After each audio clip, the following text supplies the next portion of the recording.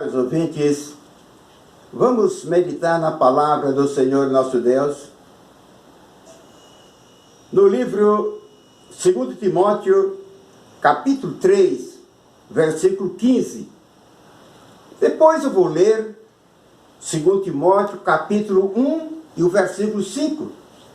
E depois o livro de Atos dos Apóstolos, capítulo 16 e versículo 1 e 2. E que desde a tua meninice sabes as sagradas letras, que podem fazer-te sábio para a salvação, pela fé que há em Cristo Jesus. Trazendo uma memória a fé não fingida que em ti há, a qual habitou primeiro em tua avó Loide, em tua mãe Eunice, e estou certo de que também habita em ti. No livro de Atos dos Apóstolos, capítulo 16, versículo 1 e 2, está escrito: E chegou a Derbe e Listra, eis que estava ali um certo discípulo por nome Timóteo, filho de uma judia que era crente, mas de pai grego, do qual davam bom testemunho os irmãos que estavam em Listra e em Icônio. Louvado seja o nome do Senhor. Louvado seja o nome de nosso Senhor e Salvador Jesus Cristo. E louvado seja o nome do nosso Deus, o Todo-Poderoso. Meus caros irmãos, meus caros amigos, após ter feito uma meditação nesses três textos que eu acabei de ler, sei verdadeiramente que existiram muitas famílias que foram abençoadas por Deus e que já partiram para a eternidade. E outras milhares que ainda vivem, e outras milhares que ainda vão nascer para serem abençoadas pelo Senhor nosso Deus.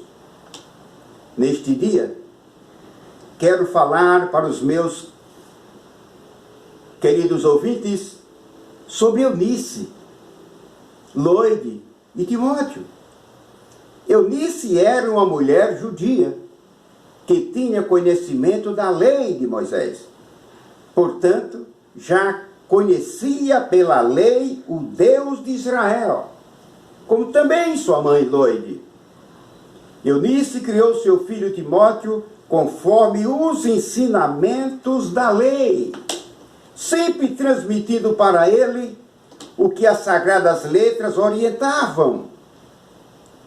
O marido dela, ou seja, o pai de Timóteo, era de procedência grega, pois ele era grego.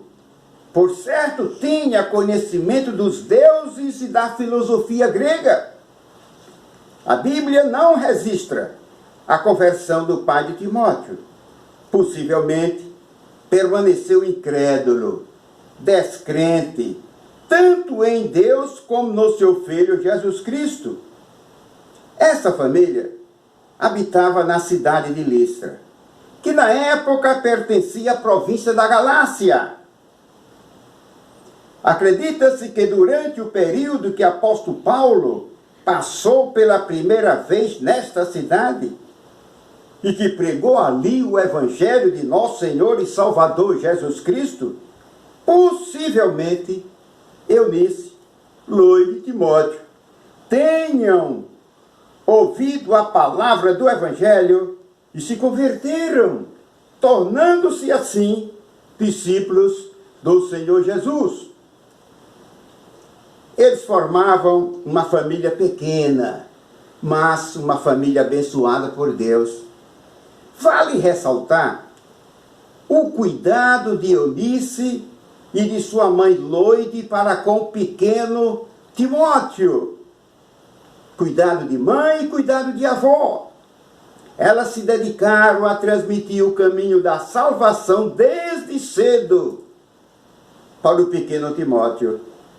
O Senhor nosso Deus abençoou aquelas mulheres e o pequeno Timóteo, de tal maneira que ele cresceu em sua casa, com a sua mãe, com a sua avó, ouvindo a palavra do Senhor nosso Deus. E mais tarde, conhecendo o apóstolo Paulo, ele se tornou um pregador do Evangelho, um missionário da parte do Senhor nosso Deus. Timóteo foi muito útil na obra de Deus. Ajudou a expandir o Evangelho de nosso Senhor Jesus Cristo.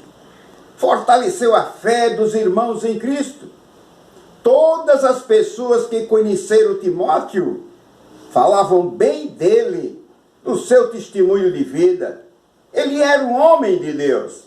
Como é importante a educação cristã. Se todos os pais, mães, avós criassem seus filhos no caminho do Senhor, como fizeram Eunice e Loide, seria uma grande bênção para a família.